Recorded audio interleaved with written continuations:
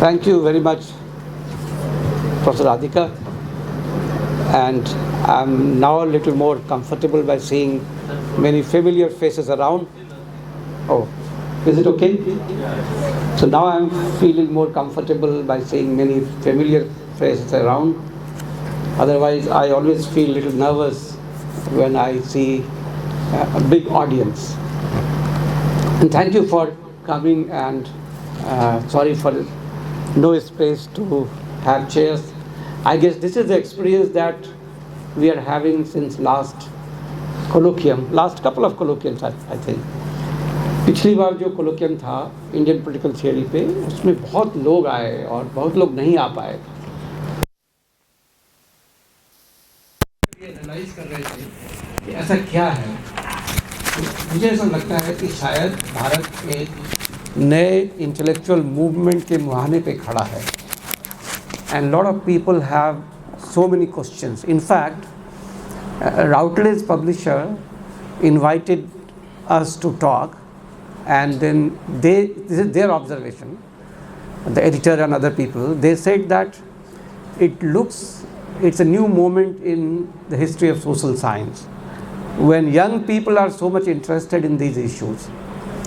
तो ये बहुत उम्मीद है कि नई बातें हो रही हैं और हो सकती हैं भारत से, और इसलिए ज़्यादा महत्वपूर्ण इस वक्त है कि पूरी दुनिया में फ़िलॉसफ़ी क्राइसिस में है। और ये मैं नहीं कह रहा हूँ, अब तो जितने बड़े फ़िलासफ़र्स हैं यदि उनसे आप बात करें तो बहुत खुल के वो कह रहे हैं कि फ़िलॉसफ़ी बहुत क्राइसिस में है, और यदि इंसानों ने कुछ नए फ़िलॉसफ़ी का इनोवेशन नहीं किया, कुछ नहीं खोजा, तो इंसानों का बच पाना बहुत मुश्किल होगा। कहते हैं ज़ीज़ेक एक बड़े चिंतक हैं, वो कहते हैं we are standing at the end of और भी पास। अरे ओके, तो अब ठीक है, ओके। तो ज़ीज़ेक कहते हैं कि we are standing at the end of time. जो समय मॉडर्निटी के साथ शुरू हुआ था, ये शायद उसका अंत आ गया है, क्योंकि जितनी भी समस्याएं थी उस फिलॉसफी की, वो अब बहुत खुल के निकल के आ रही हैं, सामने आ रही हैं। मसलन जो एक बड़ी समस्या है वो है एलिनेशन का, डिप्रेशन, लोनलीनेस का। तो अब तो आप जानते हैं कि इंग्लैंड में या फ्रांस में मिनिस्ट्री ऑफ लोनलीनेस बनाया गया है। लोनलीनेस इतना बढ़ गया है, यदि आप इस वक्त लिटरेचर पढ़ें दुनिया भर के, तो ज़्यादातर लिटरेचर में आपको ये लोनलीनेस मिलेगा, जिसको रिस्पॉन्ड करने की वो कोशिश करते हैं। एक पॉलिटिकल थियरिस्ट हैं लंदन स्कूल ऑफ इकोनॉमिक्स में, अल्बानिया की, उनकी एक किताब है फ्रीडम। आप उसको पढ़ें तो उसमें एक स्टेज पर वो कहती हैं, उनकी जो प्रोटोगोनिस्ट है वो कहती हैं कि I started liking Buddhism, started meditating because I think I am getting alienated. तो ये जो पूरा दौर है इस वक्त, दुनिया भर का जो दौर है, मुझे लगता है वो एक वैचारिक संकट का दौर है। ये लगभग सब लोग अब मान रहे हैं। वैसे ही संकट के कारण जो छोटी मोटी घटनाएं आप देख रहे हैं कि इतना भयंकर युद्ध चल रहा है, ठीक उस वक्त जब हम लोग सोच रहे थे युद्ध अब ख़त्म हो गया, तो एक नए तरीके से युद्ध शुरू हो गया है, नए तरीके का युद्ध शुरू हो गया है। तो इस संकट के दौर में ऐसा लगता है कि बहुत से लोगों को ये उम्मीद है कि भारतीय चिंतन परंपरा से कुछ नई बात निकाली जा सकती है, क्योंकि जो पश्चिमी चिंतन परंपरा रही है, उन्होंने एक बहुत बड़ी गलती की। गलती ये थी कि उन्होंने जो प्री मॉडर्न रिसोर्सेज थे उनको ख़त्म कर दिया, उनको जला दिया प्रैक्टिकली। इसलिए आप देखेंगे ऐसे नॉवेल्स पश्चिम में बहुत पॉपुलर होते हैं जिसमें प्री मॉडर्न रिसोर्सेज की खोज की जाती है, जैसे एक सेलेस्टाइन प्रोफेसी है या दा विंची कोड है। इन सब का एक ही तथ्य है कि वो प्री मॉडर्न रिसोर्सेज को खोजने की कोशिश करें, लेकिन उनके पास है नहीं। तो जिन समाजों में प्री मॉडर्न रिसोर्सेज बचे हुए हैं, उन समाजों की तरफ से जो विचार आ रहे हैं उनको बड़ा सीरियसली सुना और देखा जा रहा है। मुझे ये खबर मिली कि CTC जो क्रिएटिव थियरी कोलोकियम के बाद कैम्ब्रिज में एक शाम में बैठक बुलाई गई इन वीडियोज़ पे डिस्कस करने के लिए कि क्या रिसोर्सेज वहाँ से निकल के आ रहा है। ये केवल इतना शो करता है कि शायद बहुत उत्कंठा है लोगों में जानने की इन समाजों से क्या निकल के आ रहा है। मैं 4-5 पॉइंट ही बनाऊंगा इसमें। पहली बात तो ये है कि क्या है पॉलिटिकल थियरी। पॉलिटिकल थियरी अमूमन एक बहुत एलिटिस्ट डिसिप्लिन माना जाता है। गोपाल गुरु कहते हैं कि ब्राह्मण थियरिस्ट एंड शूद्र एम्पिरिसिस्ट, यानी कि ये जो बड़े पढ़े लिखे लोग हैं, बहुत तेज होते हैं, बहुत उनकी प्रतिभा बहुत ज़्यादा होती है, और साथ में शायद हिंदुस्तान में ये भी कि अच्छी अंग्रेज़ी बोल सकते हैं, वही लोग थियरी पे काम करते हैं और कर सकते हैं। ये एक बड़ी मिथ ऐसा बना हुआ है। लेकिन दूसरा एक पर्सपेक्टिव ये है थियोरी के बारे में कि इंसान, कोई भी इंसान हो, वो एक कॉन्सेप्ट मेकिंग बीइंग है और एक थ्योरी मेकिंग बीइंग है। हम सब लोग अपने जीवन को चलाने के लिए ही सिद्धांतों का निर्माण करते हैं। छोटे छोटे सिद्धांतों का निर्माण हम सब लोग करते हैं। कितना हम ट्रेंड है उस सिद्धांतों को निर्माण करने में, ये अलग बात हो सकती है, लेकिन आम लोग भी सिद्धांतों का निर्माण करते हैं। अब यदि उन सिद्धांतों के साथ इंगेज किया जाए, उनसे बातचीत की जाए, तो शायद लगातार एक डायलॉग के साथ एक बेहतर सिद्धांत इमर्ज कर सकता है। इसलिए क्रिएटिव थियरी ये मानता है कि थ्योरी मेकिंग कोई आइसोलेटेड चीज़ नहीं है, वो हमारे जीवन का अंग है जिसमें हम काम करते हैं। तो दो तरह का इसमें काम होता है। एक है जो जिसे कहते हैं हम एथिकल थियरी या मोरल थियरी, कि हमें क्या करना चाहिए। जैसे रॉल्स का थियरी ऑफ जस्टिस है, तो वो कहता है हमें क्या करना चाहिए, कैसे हम डिस्ट्रीब्यूशन को ठीक से चला सकते हैं। और दूसरा होता है एक्सप्लेनेटरी थियरी, जो हमें चीज़ों को एक्सप्लेन करता है। What is the nature of state. तो मार्क्सिस्ट थियरी कहता है कि nature of state can be understood by one sentence, that is the state is the managing committee of the bourgeoisie as a whole.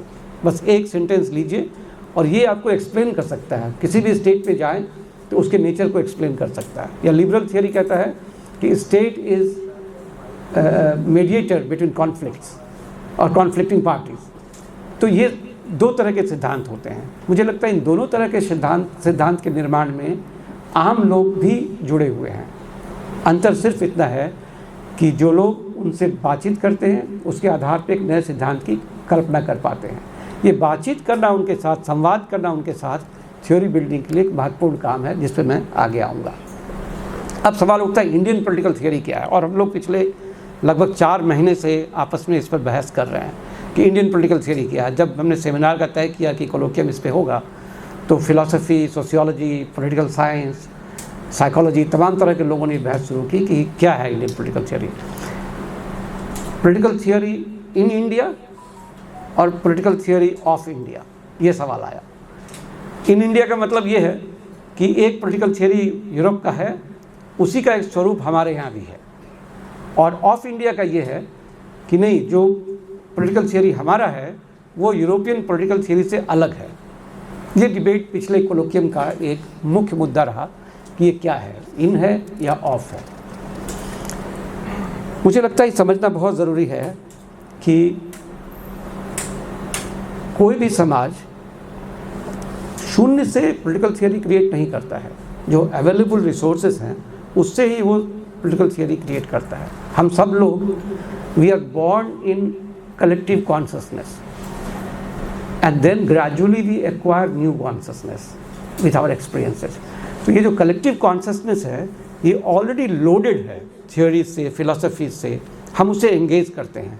हमारी गलतफहमी कई बार क्या होती है कि जो कलेक्टिव कॉन्शसनेस में हम पैदा होते हैं उसको ही हम अपना कॉन्शसनेस मान लेते हैं और उससे हम जुड़ लेते हैं, उससे हम अपनी अस्मिता को जोड़ लेते हैं। ये हमारी परेशानी होती है। लेकिन यदि हम ये माने कि हम कलेक्टिव कॉन्शसनेस में बॉन्ड हैं तो ये सब अवेलेबल रिसोर्सेज हैं हमारे लिए। अब हर एक समाज अपनी गति से, अपने तरीके से फिर सिद्धांतीकरण करता है, उससे संवाद भी करता है। इंसान के अंदर एक बड़ी खास बात है जो किसी और लिविंग बीइंग के साथ नहीं है। शायद ऐसा कहने के पहले मैं शायद इसलिए लगाता हूँ कि मैं कोई एंथ्रोपोसेंट्रिक नहीं होना चाहता हूँ कि मैं इंसान हूँ तो इंसान के बारे में बड़ी बड़ी बातें करता रहूँ और बाकी लोगों को छोटे बाकी जानवरों, बाकी जीवों को छोटा समझूँ। लेकिन मुझे लगता है कि एक ख़ास बात है कि हम अपने कॉन्शसनेस के बारे में कॉन्शस हो सकते हैं. We can become conscious of our own consciousness and then we can create new consciousness and document the new consciousness. ये जो खास बात है, इसके पीछे एक बड़ा कारण ये है कि हमारे ब्रेन में एक खास क्षमता है जिसे हम रिफ्लेक्सिव कैपेसिटी कहते हैं. रिफ्लेक्सिव कैपेसिटी का मतलब है कि हम n नंबर ऑफ प्रॉब्लम्स को n नंबर ऑफ तरीके से सॉल्व कर सकते हैं. और इसीलिए आर्टिफिशियल इंटेलिजेंस हमसे कम्पीट नहीं कर पाता है, क्योंकि आर्टिफिशियल इंटेलिजेंस कितना भी कुछ कर ले तो वो जो प्रॉब्लम्स है वो खास तरह के प्रॉब्लम्स को ही सॉल्व कर पाता है. तो ये जो इंसान की खासियत है, इसके चलते अलग अलग जोग्राफिकल रीजन्स में रह के हम लोग नए तरीके से सोचते हैं. हो सकता है कि हमें जो रिसोर्सेज उपलब्ध हो वो यूरोप से हो, अमेरिका से हो, ट्रेडिशन से हो, लेकिन जब हम अपनी समस्याओं का समाधान खोजने निकलते हैं तो अपने रिफ्लेक्टिव कैपेसिटी से उसके साथ एंगेज करते हैं और नया सिद्धांत तैयार करते हैं. तो इसीलिए इंडियन पॉलिटिकल थियोरी दोनों ही है, इन इंडिया भी है और ऑफ इंडिया भी है. ऐसा मैं इसलिए कह रहा हूँ कि बिल्कुल ऐसा समझना गलत होगा कि east is east and west is west and they can never meet again. That is Rudyard Kipling. ऐसा नहीं हो सकता है. हमेशा से दुनिया में इंसानी ज्ञान के बीच में संवाद रहा है. मेरे पास समय नहीं है तो मैं दिखाता कि कैसे 6th सेंचुरी BC से लेके अभी तक संवाद की प्रक्रिया चलती रही है भारत में भी, दुनिया भर के साथ, और कैसे उस ज़माने में भी ग्रीक फिलोसोफर और भारतीय दार्शनिकों के बीच में एक संवाद चलता था. एक बड़ी अच्छी किताब है मैकविले की, स्ट्रक्चर्स ऑफ एंशिएंट थॉट, जो बताता है कि कैसे ग्रीक फिलोसोफर और इंडियन फिलोसोफर के संवाद के चलते नए ज्ञान का प्रोडक्शन हो रहा था. तो ये संवाद की प्रक्रिया हमेशा चलती रही है. फिर भी ये समझना ज़रूरी है कि जिस जोग्राफिकल रीजन में हम लोग रहते हैं, उस जोग्राफिकल रीजन में हम लोगों ने अपनी समस्याओं का समाधान कैसे किया है. ये सिर्फ इसलिए इम्पॉर्टेंट नहीं है कि ये हमारी ज्ञान पद्धति है, इसलिए भी इम्पॉर्टेंट है कि इस वक्त शायद दुनिया भर की जो और ज्ञान पद्धतियाँ उत्पन्न हुई हैं वो सब संकट में हैं, और उस समय जो हमारे पास रिसोर्सेस है इसको एक्यूमुलेट करके हम दुनिया को ऑफ़र कर सकते हैं. ये हमारे, यदि इस प्रक्रिया से हम सोचना शुरू करेंगे तो शायद हमारा संवाद बेहतर हो पाएगा. भारतीय ज्ञान परंपरा या इंडियन नॉलेज ट्रेडिशन या इंडियन पॉलिटिकल थियोरी के साथ एक समस्या ये हो रही है कि इसको जो देखने वाले लोग हैं या इस पर जो बात करने वाले लोग हैं वो कई तरह की बातें करते हैं. कुछ लोग इसको आइडेंटिटी असर्शन के लिए यूज़ करते हैं कि नहीं, ये हमारी परंपरा है और हम विश्वगुरु बनना चाहते हैं. हो सकते हैं, आप विश्वगुरु भी हो सकते हैं, लेकिन विश्वगुरु तो कोई क्लेम नहीं कर सकते हैं हम. ये तो प्रक्रिया का हिस्सा है. जब दूसरा मान ले मुझे गुरु, तभी तो हो. खुद ही हम क्लेम करें हम गुरु हैं तो ये बड़ा गड़बड़ हो जाएगा. गुरुत्व को दूसरे को मानना चाहिए. और ये संभव है कि इस वक्त जिस संकट से दुनिया गुजर रही है, उसमें जिस तरह की ज्ञान प्रणाली हमारे पास है उसका दुनिया के लिए बहुत महत्व है. जैसे मैं कहता हूँ कि जो पश्चिमी जगत का पूरा चिंतन है उसके मूल में, आधुनिक चिंतन जो है उसके मूल में एक ये विचार था कि हमारा शरीर और हमारा मन ये अलग अलग एंटिटी है, जिसे कहते हैं कार्टेशियन डुअलिज्म. इसके चलते पश्चिम में आपके मन के ऊपर बहुत शोध नहीं हुआ. शरीर में वो बहुत अंदर चले गए, वो DNA तक उन्होंने खोल दिया, जीनोम एडिटिंग भी कर दिया, सब कुछ कर दिया, लेकिन मन पे उनका वश नहीं है. मन के बारे में उनका शोध बहुत लिमिटेड हुआ. मिड 19th सेंचुरी में जब फ्रॉयड ये कह रहे थे कि नहीं हमारे पास एक कॉन्शसनेस है, इतना मुश्किल था उनके लिए कहना. लोग मान ही नहीं रहे थे उनकी बातों को. एक बड़ी अच्छी फिल्म है फ्रॉयड के ऊपर, वो कभी आप देखें, डेंजरस मेथड, फ्रॉयड और यूंग के बीच की बातचीत का वो फिल्म है. तो ये बहुत मुश्किल था उनके लिए. किताब उन्होंने लिखी इंट्रोडक्शन टू साइको एनालिसिस, ये सिर्फ ये बताने के लिए कि there is something called subconscious that we have that guides our consciousness. Bharat में ये समस्या कभी नहीं रही. तो भारत में मानस के ऊपर, मन के ऊपर बहुत ज़माने से रिसर्च होता रहा और बहुत सारे टेक्निक्स डेवलप करते रहे लोगों ने. राकेश काम कर रहे हैं एक टेक्स्ट के ऊपर जिसमें 122 टेक्निक है कि आप अपने शरीर से बाहर निकल के अपने कॉन्शियसनेस में कैसे जा सकते हैं, यानी उससे ऊपर उठ के अपने कॉन्शियसनेस को कैसे एक्सेस कर सकते हैं.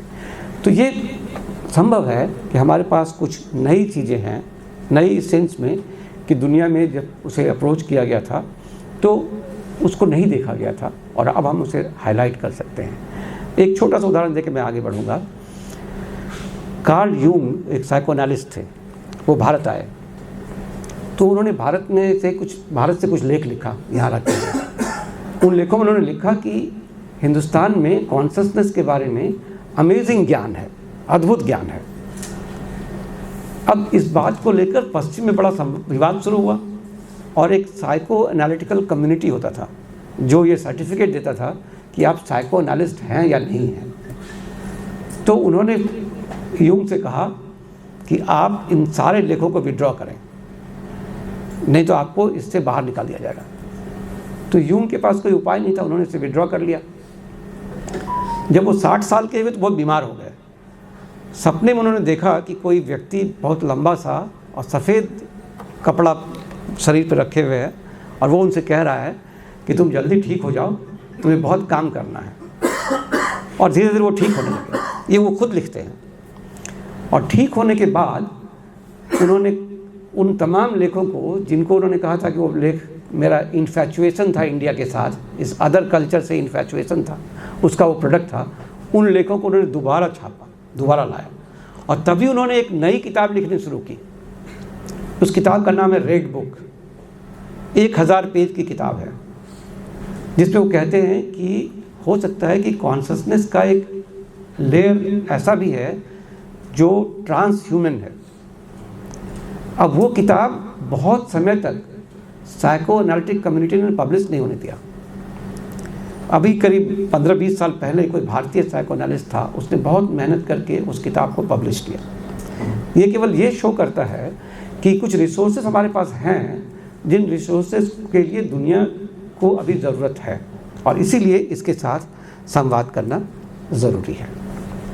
अब सवाल उठता है, कई लोग ये कहते हैं कि जैसे भिखू पारेख हैं, उनका एक लेख है कि is there political theory in India, कुछ poverty of political theory in India, और कहते हैं कि भारत में, मेरी उनसे एक बार बातचीत हो रही थी एक सेमिनार में, तो उन्होंने कहा कि भारत के पास दर्शन तो है, पॉलिटिकल फिलॉसफी तो है, लेकिन पॉलिटिकल थ्योरी नहीं है।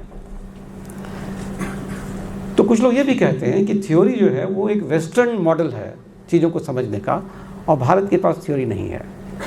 तो ज़रा 1 मिनट हम इस पर भी लगा लें, तब फिर आगे बढ़ें। तो मैंने उनसे पूछा कि सर एक बात बताइए, बहुत से लोग, क्लिफोर्ड गिल्स कहते हैं, राजीव भार्गव भी कहते हैं, कई सारे लोग कहते हैं कि human beings are theory building beings, और 5000 साल से तो ह्यूमंस हैं हम लोग यहाँ पे, पक्का है। तो हमने थ्योरी नहीं बनाया, तो आर वी ह्यूमंस और नॉट, और we were pre human at that period. तो उन्होंने कहा कि लेकिन वो मॉडल नहीं मिलता। मैंने कहा फिर मॉडल देखिए ना, कि हो सकता है कि जो पश्चिम में थ्योरी करने का तरीका हो और दूसरे कल्चर में थ्योरी करने का तरीका हो, दोनों अलग अलग हो। एक बड़ी अच्छी किताब है स्टोरी टेलर, मारियो लोसा की किताब है, नॉवेलिस्ट हैं, नोबेल प्राइज़ विनर हैं। तो उन्होंने पेरू के बारे में बात करी है कि कैसे पेरू के जो स्टोरी टेलर्स थे वही उनके थ्योरेटिशियंस थे। वो बड़ा इरेशनल स्टोरी होता था, उसमें कोई रैशनैलिटी स्टोरी में नहीं होती थी, लेकिन उसी के द्वारा वो थ्योरेटिकल स्टेटमेंट्स बना के वहाँ के आदिवासियों को समझाते थे, और उसके थ्रू आदिवासी अपना जीवन चलाता था। जब चर्च वहाँ गया तो उसने कहा कि बहुत इरेशनल है, तोड़ दो इसको। तो जो प्रोटैगनिस्ट है वो एंथ्रोपोलॉजिस्ट है, वो पूरा घूम घूम के लोगों से कहा कि save your story teller, as long as you can save your story teller you will be surviving. तो इसका मतलब है कि स्टोरी टेलिंग में भी थियरी हो सकता है।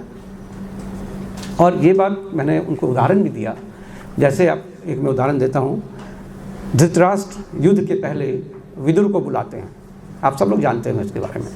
अब विदुर से पूछते हैं कि युद्ध क्यों हो रहा है विदुर, तो विदुर ने कहा आपके चलते हो रहा है। कहा मेरे चलते युद्ध कैसे हो सकता है, मैंने क्या किया? तो कहा आपने अन्याय किया। कहा इसका क्या मतलब, मैंने क्या अन्याय किया? अन्याय क्या है, न्याय क्या है?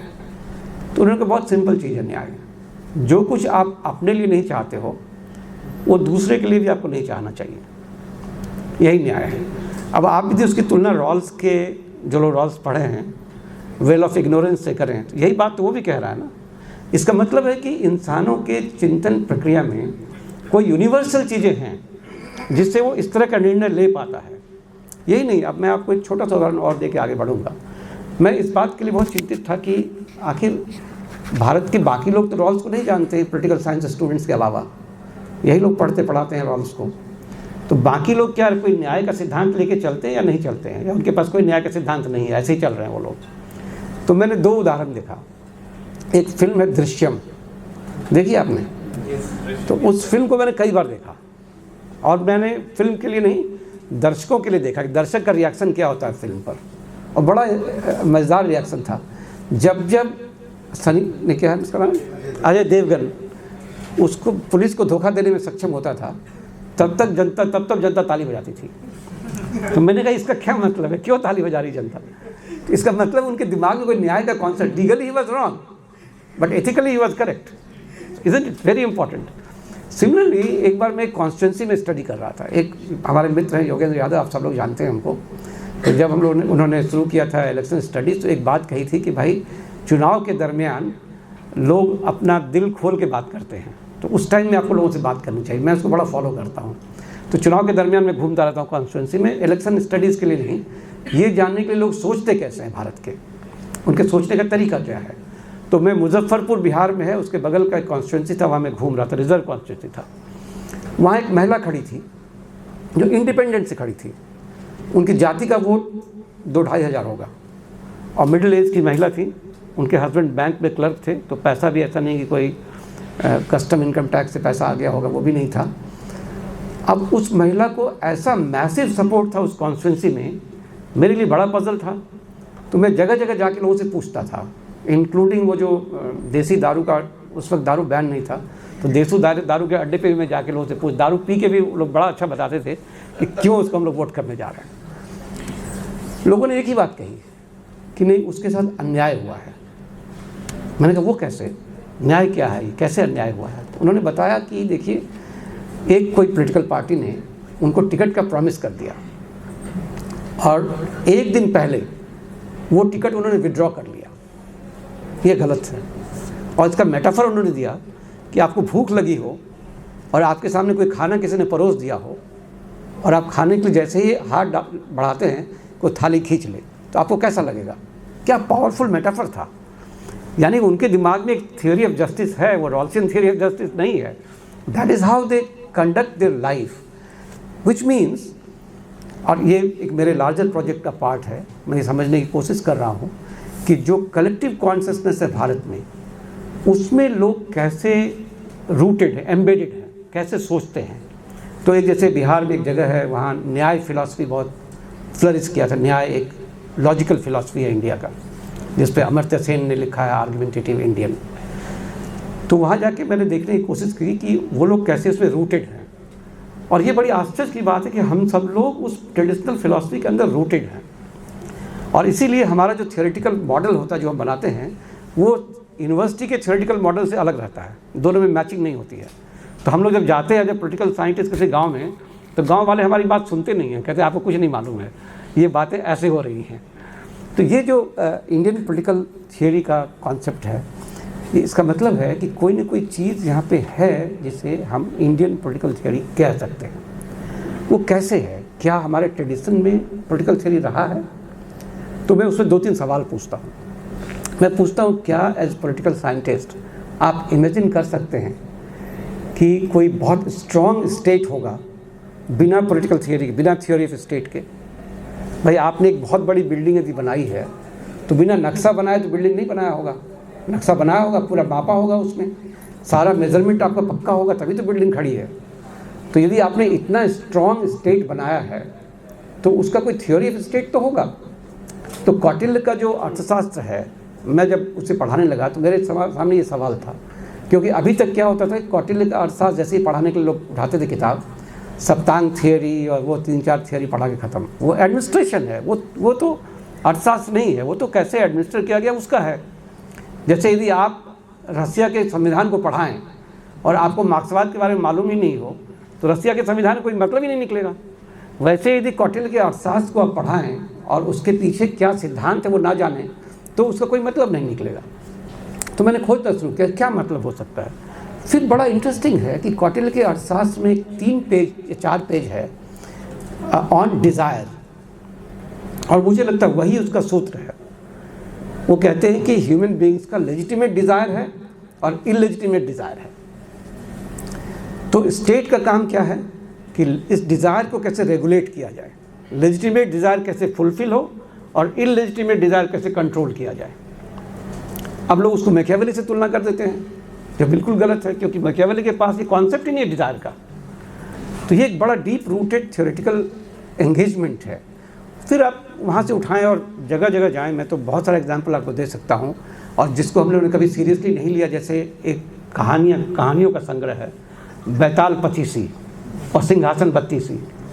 आप गौर से जाके दोबारा देखें तो आपको पता चलेगा कि वो थियोरेटिकल पजल्स हैं जिसके ऊपर कहानियाँ बनाई गई हैं। यानी हिंदुस्तान में शायद थ्योरी बिल्डिंग का जो मॉडल था, वो मॉडल ठीक उस तरह का नहीं था जैसा ऑक्सफोर्ड और कैम्ब्रिज पब्लिश करता है पॉलिटिकल थियोरी की किताबें, बल्कि पॉपुलर मॉडल्स था। शायद 3 तरह का टेक्स्ट ये लिखते थे हिंदुस्तानी लोग। एक टेक्स्ट ऐसा होता था जो एक विषय का एक्सपर्ट अपने ही विषय के एक्सपर्ट के लिए लिखता था। एक टेक्स्ट ऐसा होता था जो एक विषय का एक्सपर्ट दूसरे विषय के एक्सपर्ट के लिए लिखता था। और एक टेक्स्ट ऐसा होता था जो एक्सपर्ट आम लोगों के लिए लिखता था। यदि आप पंचतंत्र को पढ़ें तो लोग कहते हैं कि वो अर्थशास्त्र है एक्चुअली, जो आम लोगों के लिए लिखा गया है। मैं उस पर समय नहीं गुजारूंगा, सिर्फ इतना मैं कहूँगा कि हिंदुस्तान में जस्ट क्योंकि हम इंसान थे, जस्ट क्योंकि हमारे पास बहुत सारे पॉलिटिकल इंस्टीट्यूशंस थे, जस्ट क्योंकि हम बहुत बड़ा सिविलाइजेशन थे, निश्चित रूप से कोई न कोई ट्रेडिशन पॉलिटिकल थियोरी का रहा होगा। अब उस ट्रेडिशन के चलते हमारा समाज एक्सप्लॉयटेटिव हुआ, लिबरेटिव हुआ, ये एक अलग मुद्दा हम उठा सकते हैं कि उससे क्या हुआ, लेकिन कोई ट्रेडिशन तो था। कॉलोनियल पीरियड में क्या हुआ? कॉलोनियल पीरियड में एक कॉग्निटिव डिसरप्शन हुआ। कॉग्निटिव डिसरप्शन इसलिए मैं कहता हूँ कि उन्होंने आके हमसे कहा कि आप लोगों ने ठीक से सोचा नहीं है कुछ भी, आपको कुछ ज्ञान नहीं है, आपका जितना भी ज्ञान है वो सब मिथ है, माइथोलॉजी है, या वो रिलीजन है, और यदि रिलीजन है तो उसका कोई उपयोग नहीं है, क्योंकि जो साइंस का पूरा मॉडल आया उसने आके उसे रोक दिया कि आपका ज्ञान बेकार है। तो एक मेजर डिसरप्शन हुआ, और चूंकि उन्हें हमारे ऊपर रूल करना था, रूल करना तभी संभव था जब उनके विचारों को हम पूरी तरह से मान लें।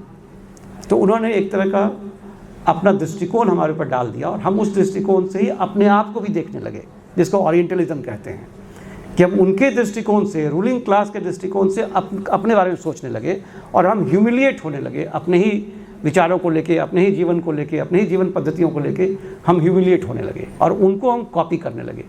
कॉग्निटिव मिमिक्री हम करने लगे कि जैसा वो ड्रेस करते हैं वैसा हम ड्रेस करेंगे, जैसा वो सोचते हैं वैसा हम सोचेंगे।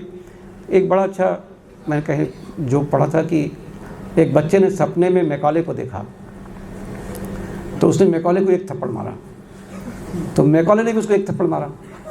तो बच्चे ने पूछा, यार मैंने तो आपको इसलिए मारा कि आपने हमारा कॉग्निटिव डिस्टॉर्शन कर दिया है, आपने मुझे क्यों मारा?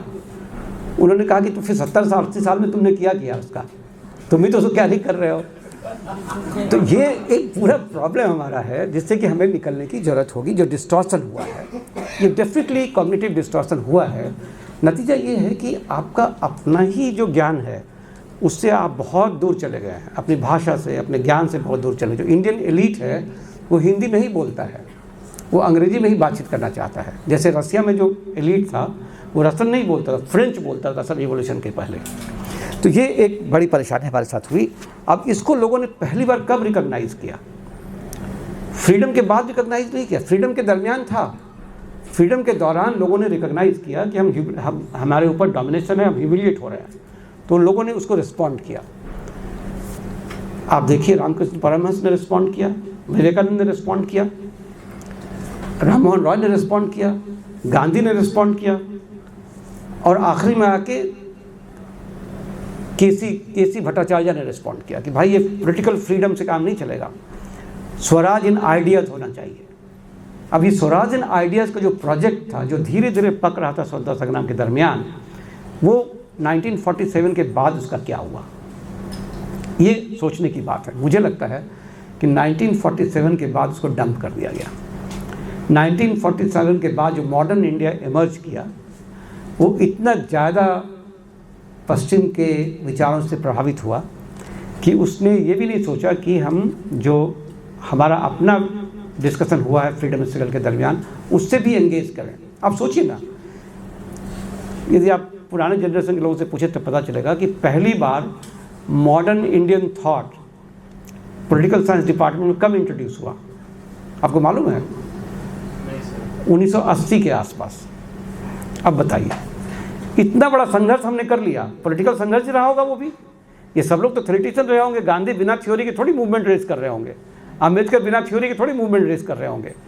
लेकिन हमारा जो पॉलिटिकल थियरी डिपार्टमेंट था, पॉलिटिकल साइंस डिपार्टमेंट था, उसने कभी उसका कॉग्निजेंस ही नहीं लिया कि इन्होंने कोई थ्योरी बिल्डिंग की होगी। अब आप देखिए अभी भी क्या है, आपके बीए में या एमए में जो हम लोग पढ़ाते हैं तो मॉडर्न इंडियन पॉलिटिकल थॉट एक पेपर है। जैसे उस पेपर को हमने पढ़ा दिया उसके बाद उसका रेलिवेंस खत्म। बाकी जो 15 पेपर हैं उससे उसका कोई लेना देना नहीं है। अब उदाहरण मैं देता हूँ कितना बड़ा डिजास्टर ये है कि रिलीजन के ऊपर यदि आप देखें तो रिलीजन पे सोशियोलॉजी हो या पॉलिटिकल साइंस हो जब पढ़ा जाता है तो 3 लोगों को पढ़ा जाता है, मार्क्स, वेबर और डुर्कहाइम। एग्री? अब ये तीनों लोगों की समस्या क्या थी? ना तो तीनों में से किसी को एक्सपीरियंस था रिलीजन का, ना तो मल्टी रिलीजियस सोसाइटी का एक्सपीरियंस था, ना वो उस तरह के समाज से आते हैं जहाँ रिलीजन कई रिलीजन जन्म लिया हो। सारे बड़े रिलीजन की पैदाइश जो है वो एशियन सोसाइटी में हुई है, इंडिया में तो कई सारे उसमें से हैं।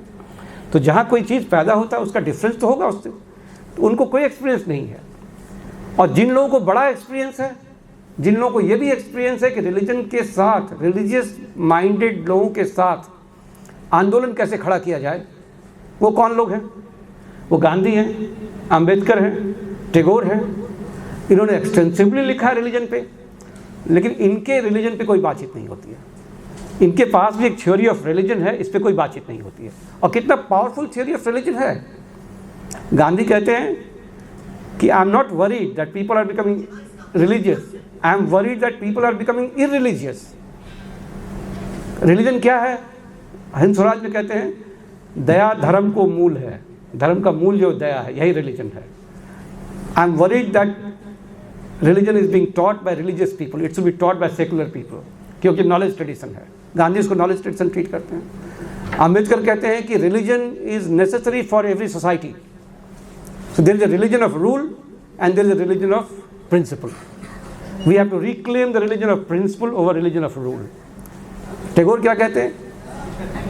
रिलीजन ऑफ मैन, उनकी किताब का नाम है रिलीजन ऑफ मैन। यानी कि इनके पास कोई सिद्धांत तो है, तो ये सिद्धांत क्यों हम लोग नहीं रिक्लेम कर पाए, क्यों उससे हम एंगेज नहीं किए?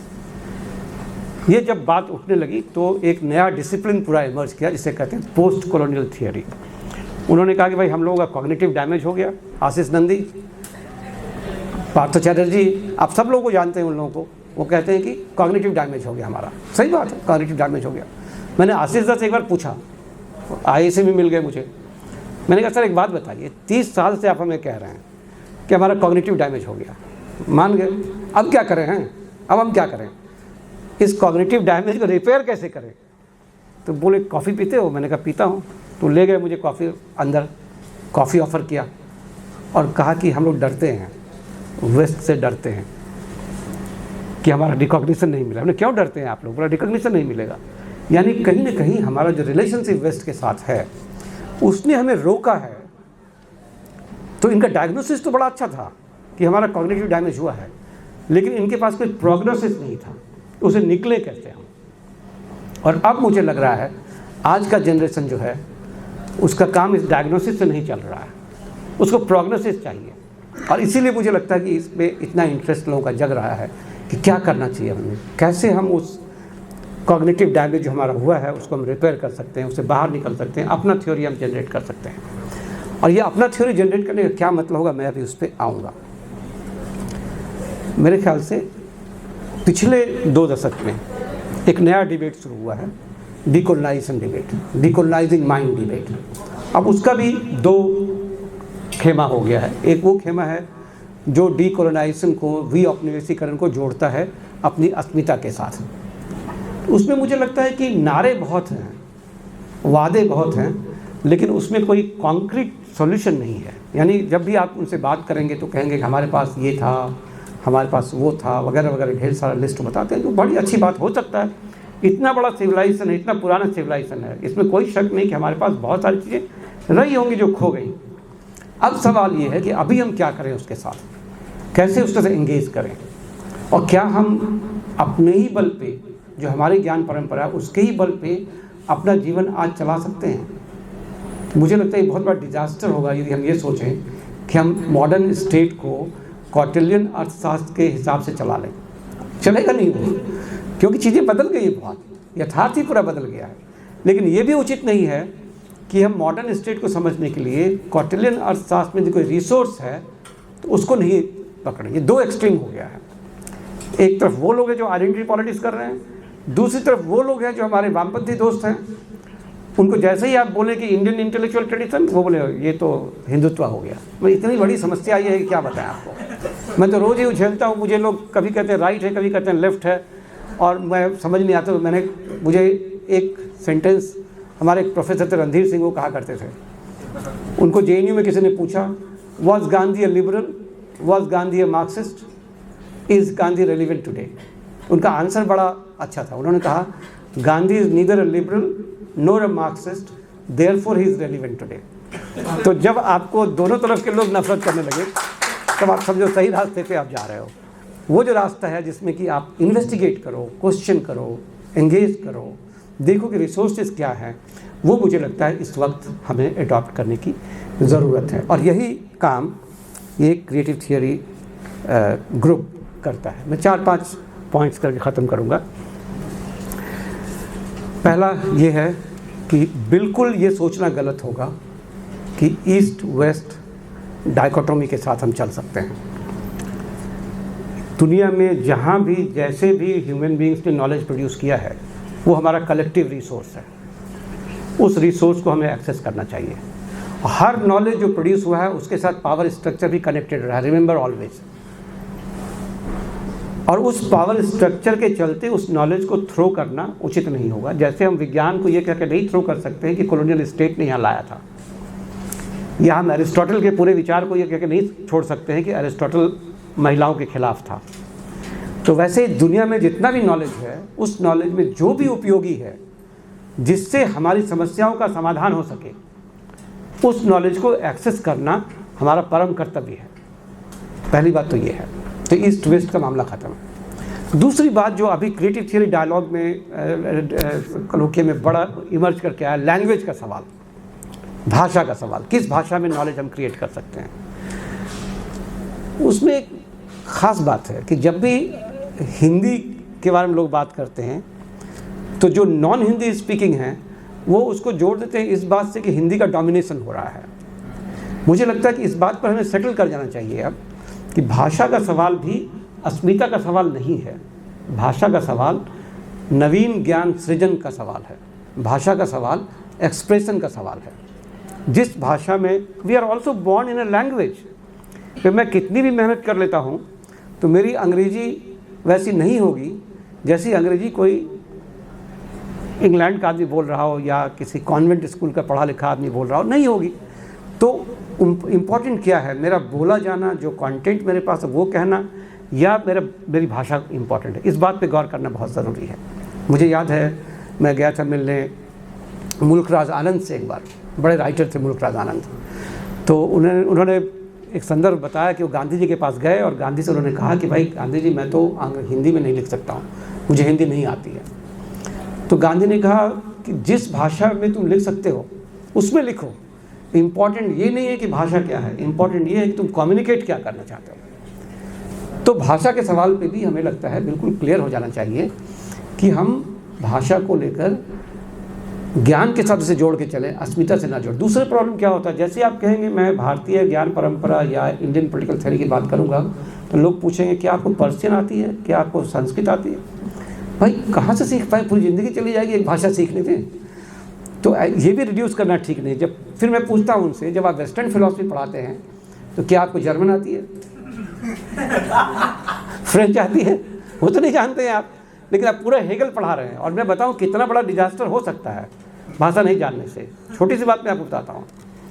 एक मेरा आर्ग्यूमेंट है कि मार्क्स का थियरी है रिलीजन का, religious world is a reflex of the real world. अब रिफ्लेक्स वर्ड जो है वो जर्मन में भी देखें आप, इसका मतलब है टू वे रिलेशनशिप। इंग्लिश में उसका वन वे रिलेशनशिप है, तो पूरा मीनिंग बदल जाता है उससे। ऐसा हो सकता है, लेकिन फिर भी हम कोशिश करते हैं उस लैंग्वेज के अंदर उस पूरे कॉन्टेक्स्ट को पकड़ने का। तो लैंग्वेज के सवाल को इस चीज़ से ना जोड़ा जाए कि हमारी अस्मिता उसे जुड़ जाती है। लैंग्वेज के सवाल को ज्ञान के सृजन के सवाल से जोड़ना जरूरी है। तीसरी बात है कि democratic negotiation with traditions. Indian political theory भी हम क्रिएट करना चाहते हैं। हम ये मान के चलें कि दुनिया के जिस हिस्से में भी जो भी ज्ञान सृजन हुआ है, उस ज्ञान सृजन के साथ जब हम संवाद करें, उस संवाद में हम डेमोक्रेटिक रहें। मैं एक उदाहरण आपको देता हूँ। मेरा एक छात्र है, आदिवासी है, केरकटा, नीलम केरकटा।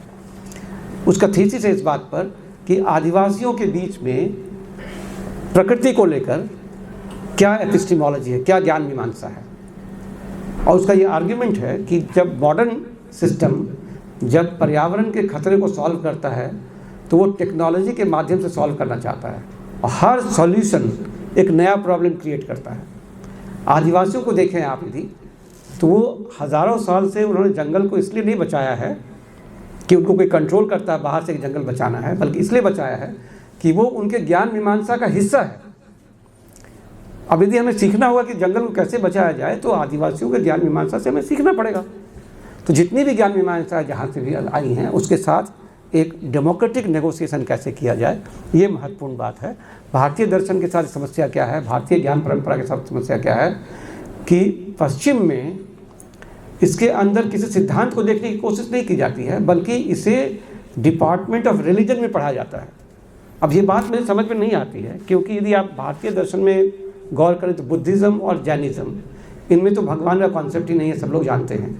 लेकिन जो 6 दर्शन है इसके, न्याय, वैशेषिक, योग वशिष्ठ, योग सांख्य और मीमांसा, उत्तर और पूर्व मीमांसा, 6 ग्रंथ की शुरुआत किस बात से होती है पता है? वो कहते हैं इस ग्रंथ का उद्देश्य क्या है? उद्देश्य है मनुष्य के दैहिक, दैविक और भौतिक ताप को कम करना। बस इतना ही उद्देश्य है। और ये ज्ञान कैसे इन तापों को कम करेगा, ताप मतलब कष्ट, कैसे कम करेगा, यही इसका काम है। तो उसमें तो भगवान की कोई कल्पना ही नहीं है, फिर उसको आप रिलीजन में क्यों पढ़ाते हैं? तो अभी पश्चिम में भी ये प्रक्रिया चल रही है कि अब दर्शन के साथ संवाद इनका चल रहा है, लेकिन वो डेमोक्रेटिक नेगोशिएशन तक नहीं आ पा रहे हैं। मुझे लगता है उसकी सख्त ज़रूरत है। और आखिरी बात मैं कहूँगा कि क्यों इंडियन पॉलिटिकल थियरी जो हम करते हैं और अस्मिता की बात नहीं करते हैं, भाषा की बात नहीं करते हैं, कोई बंदिश हमारा नहीं, और पब्लिक के पास हम जाते हैं, पीपल के पास जाते हैं, तो किस लिए, क्या उसका उद्देश्य है? जो उद्देश्य हमारे एकेडमिक पॉलिटिकल थियरी से गायब हो गया है। ये हम जो अभी पॉलिटिकल थियरी करते हैं, इसको मैं कहता हूँ ये एडमिनिस्ट्रेटिव पॉलिटिकल थियरी है। स्टेट कैसे एडमिनिस्टर करे, इसके लिए ज्ञान सृजन किया गया विश्वविद्यालयों में। उसमें लिबरेशन को प्रायोरिटाइज करने की जरूरत है, मुक्ति को, जो मैंने कहा त्रिविध ताप, एक तरह से मुक्ति की बात है, तो human liberation should be the priority.